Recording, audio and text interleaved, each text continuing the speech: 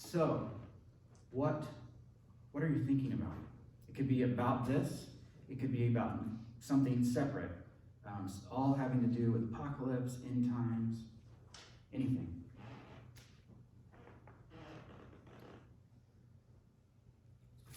All right, this is boring. It's, I feel like it's kind of like political power too. My mom and I talk about this, and my dad, like, every generation thinks this is it. You know, just like every generation thinks, oh my gosh, these people are going to be leading us. There's no way. They don't even get, like what people say about millennials now or whatever. They don't even get out of bed or whatever, you know.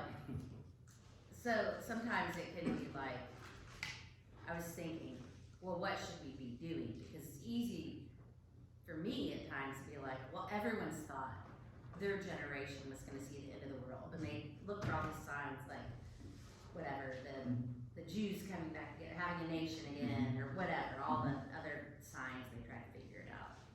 So I was just trying to read the text, and instead of being complacent and thinking, well, everyone thinks it's going to happen, so I don't need to worry about it either.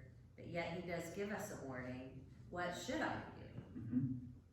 I don't have an answer, but that's exact. I mean, I think that is like, that's the preaching point right of this text. Right. Is to say, so, like, just live ready. Yeah. Right? Which is what verse 11 says. Oh, it does? Whenever you're arrested and brought to trial, don't worry beforehand about what to say. Yeah. Just say whatever's given to you at the time, for it is not you speaking, but the Holy Spirit. Right. Yeah, so you can do that because you're living ready.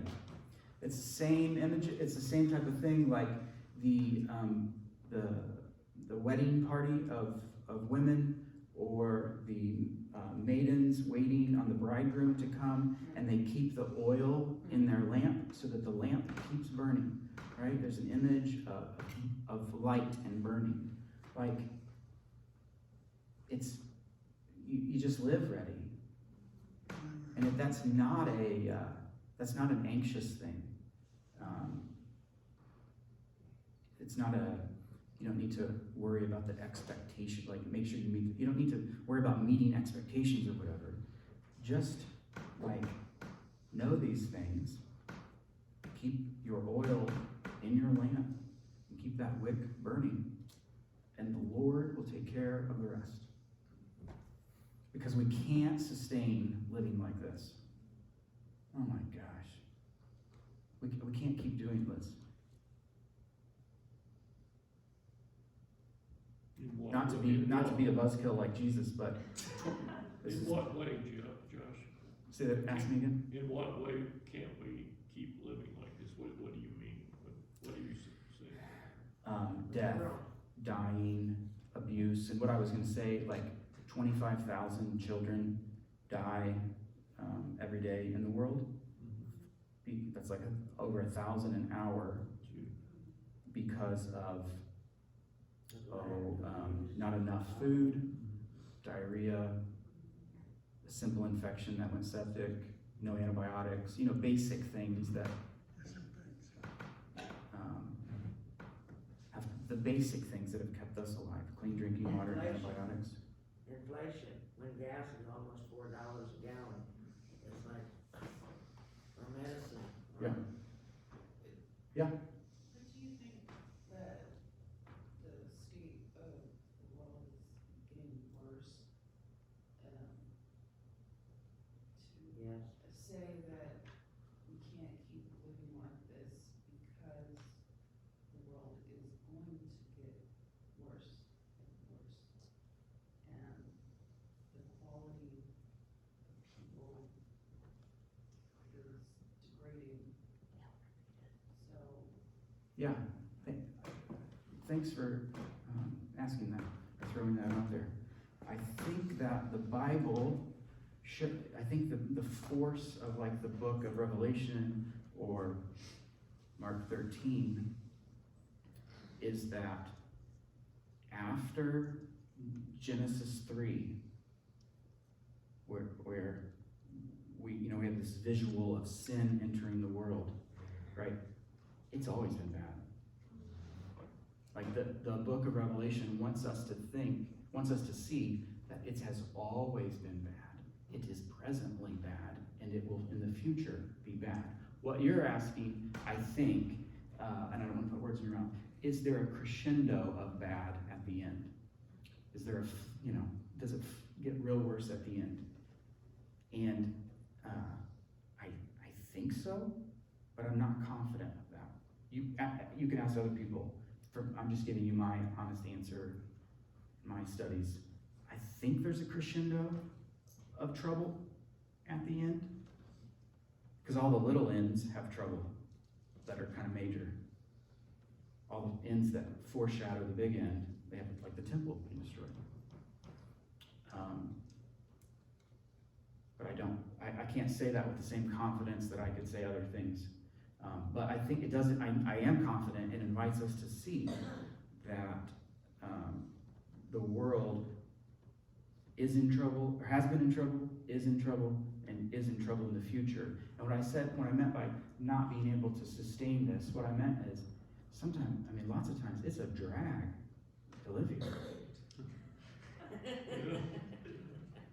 Like 700,000 people in the United States now have died from COVID. All the older folks that held positions that were kind of higher in managing things, they all retired. Doing funerals that we don't need to, and ultimately that we all die. Like that's going to happen for everybody. And we can't, like the difficulty of this, it's like we can only make it 100 years before it's just too much, and we pass away. Does that make sense? Yeah. Go ahead, do you have something else? No, I guess I get kind of fearful about, the generation of people that we have now dissipating, because the things that are important to us now, I don't think are gonna be important to people 50 years from now, and, yeah, They're gonna have their own troubles. and I just feel like people are getting further and further away from God, and things that are important to them just seeming to be so superficial, and just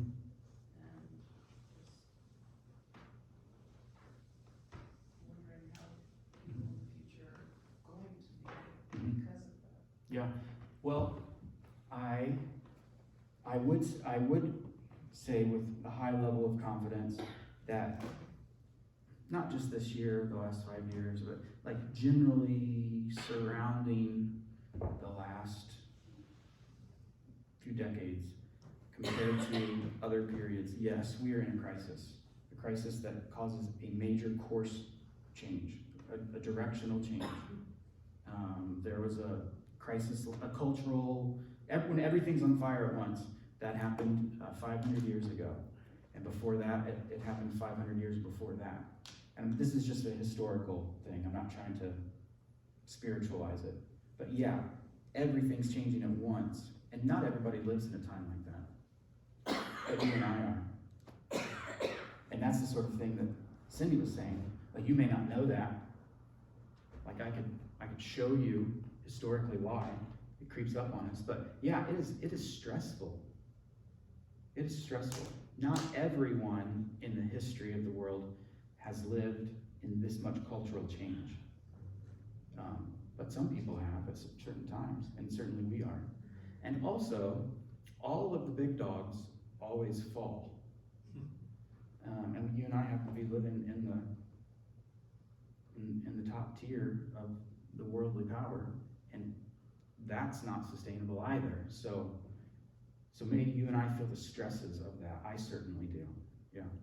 And I think you get a lot of messages that cause you to fear, that maybe it worries you, because like you're always constantly on the news hearing Social Security is going to max itself out in 10 years, and this and this and this is gonna happen.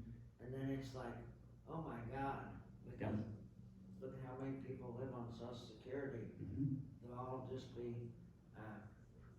I saw a movie one time called Soylent Green. Yeah, And I've seen they that had movie no too. food, and when people got sick, they just threw them in a garbage truck and I they think- just, took them and, I mean, it's just really weird. Yeah, and I think, well, fear is a major motivator. People can get you to do what they want, and you may not know what they want by using fear. Well, I mean, it seems like every time Jesus opens his mouth, he's saying, do not be afraid. And so faith in this sense is saying, I trust him over the fears that I'm feeling. Was there someone who's going to say something? Yeah, John. Yeah, on her thing about Social Security. Yeah. If they'd pay us back the money they owe us, Mhm. we wouldn't be broke. Yeah. That's where the big gets, they use our money. And they think they're broke. Yeah. Whenever they want a raise. Yeah. They give themselves Yeah. a raise. I never voted for them to have, health care. Yeah. I know. And I mean, I don't think there's anybody in here that has. what you're describing, the first thing I think of is that Rome taxed Israel, and then they used those taxes, they took those taxes, and then made them build their own roads That's right. without fair pay. I mean, that's 2,000 years ago. That sounds Yeah. pretty present. Yeah, I mean, this sounds like today, yeah. I heard this morning they're gonna be a big jump in your Medicare benefit amount, and I'm like, well, there goes that 5% they're gonna increase your, they're gonna take it away with the Medicare. So, funding and that. if you want to, if, like, the story of Jesus and the gospel, if you want to work for good change in the present systems that we live in, you should. If you want to work for good change, if you want to work for good things in the present system we live in, you should be involved. Locally, state, voting, whatever. You should be involved. You shouldn't withdraw. If you want to be involved for good things, do it. But we cannot live day to day in fear. Even if the temple's destroyed, even if there is no, you fill in the blank. Even if there is no Medicaid, Medicare, Social Security, whatever the current thing is that people are trying to scare us with in order to get us to vote. Like Jesus still says, do not be afraid. He doesn't end. And he's resurrected. And so you're going to be resurrected. And so it doesn't actually matter, in one sense, all those troubles.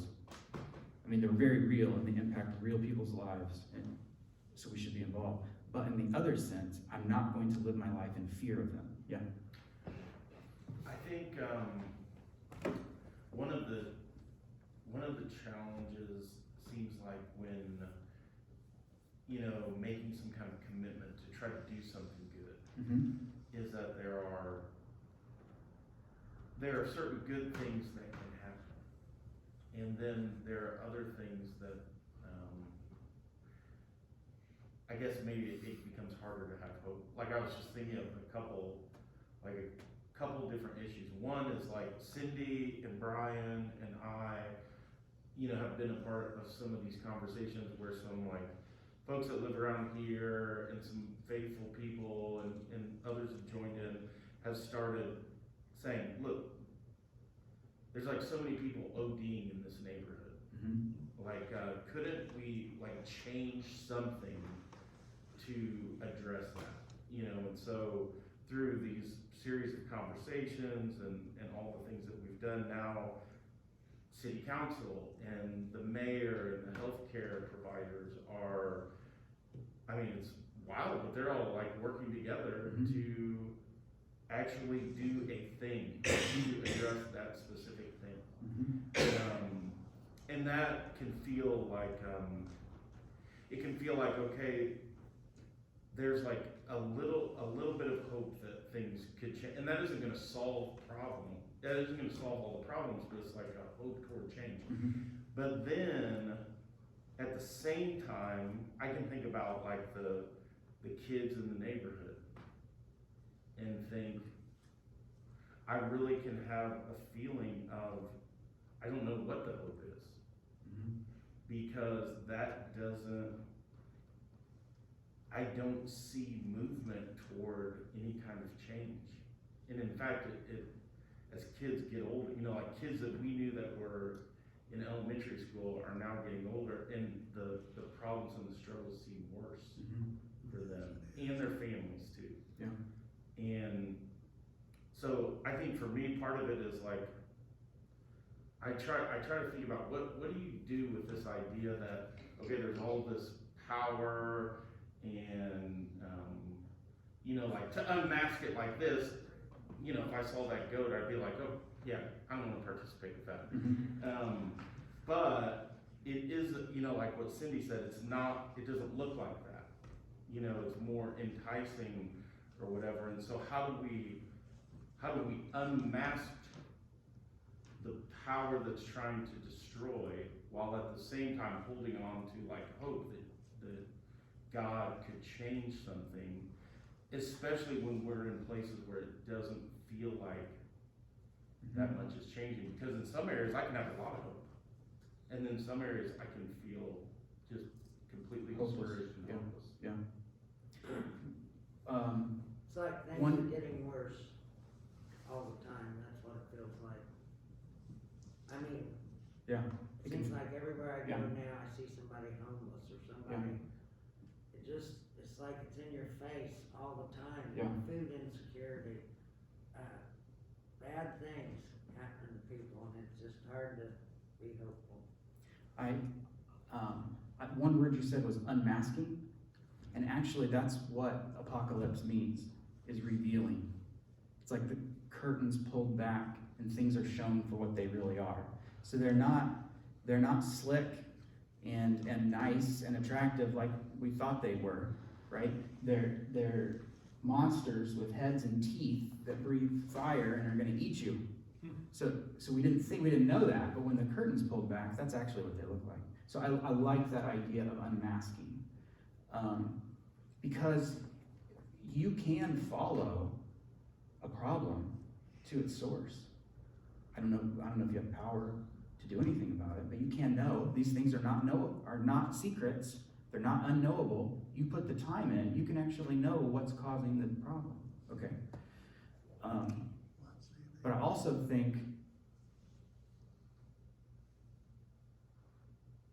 you're asking, are some tickets already punched?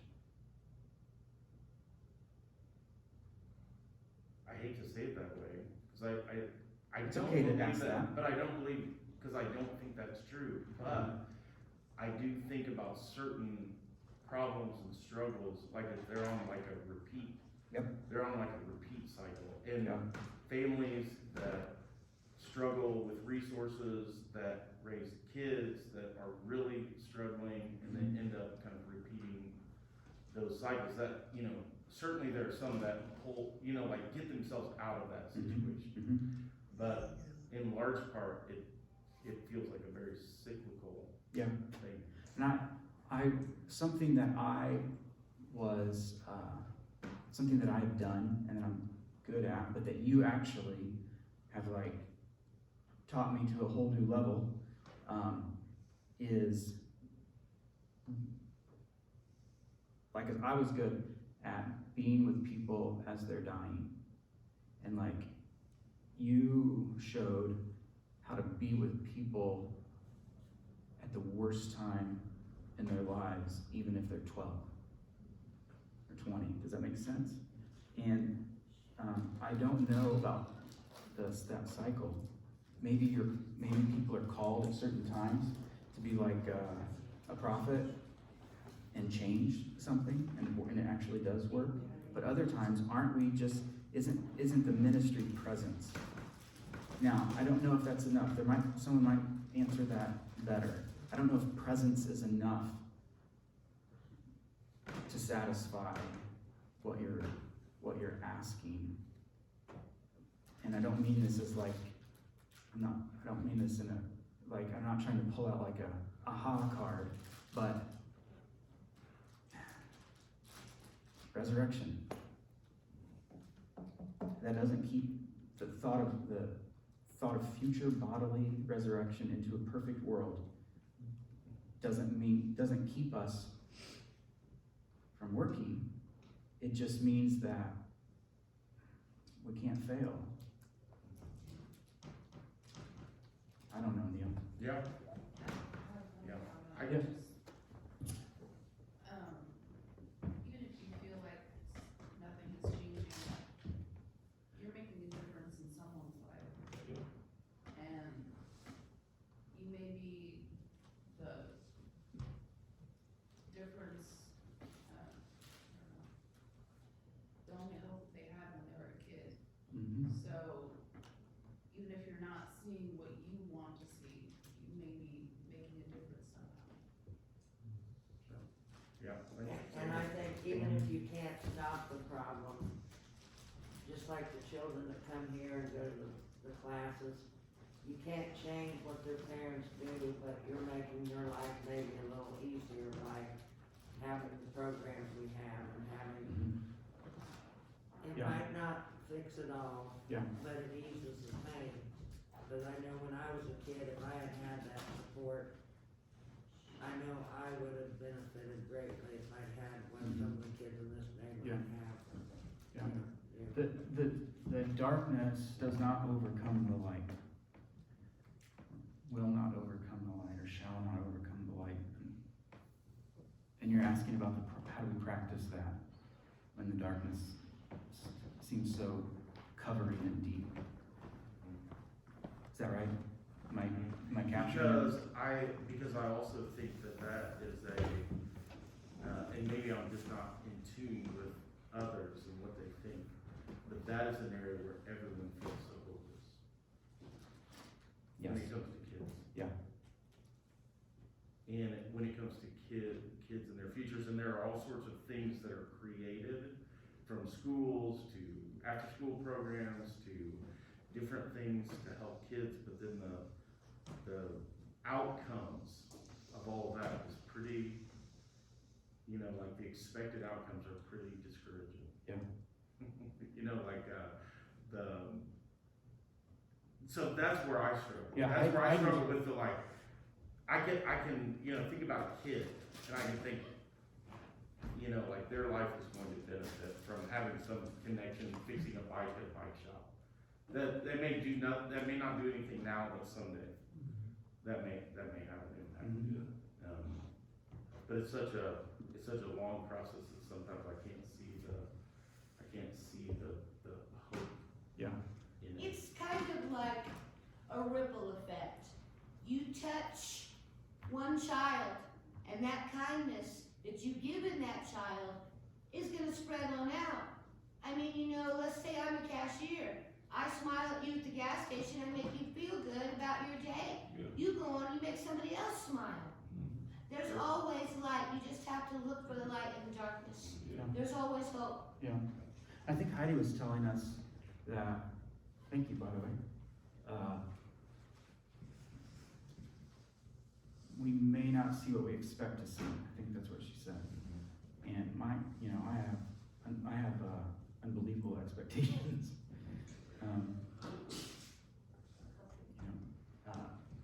Unattainable expectations. But Through Christ, nothing's unattainable. yeah, and that's where I think like you plant, somebody else waters, but the whole time God was causing the growth, and He is able to make them stand. And I don't know what stand looks like for everybody, but He is able to make them stand.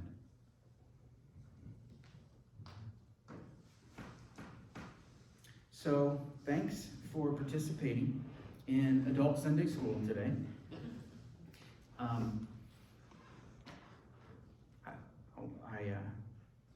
Gonna have Suzanne come up and we're gonna sing one more song from the hymnal.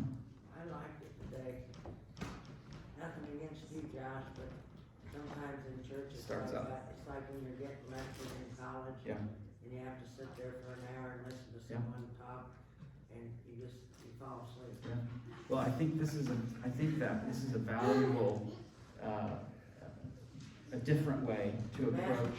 best classes in college was when there was interaction, when you wasn't just sitting there listening to somebody talk. Cindy, if you fall asleep when I speak, I'm throwing a eraser at your head.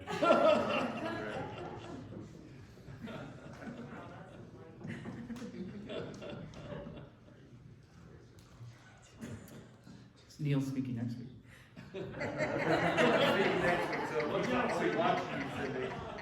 I will be watching you. Yeah, I'll be watching. Josh threw an orange peel at me the other day.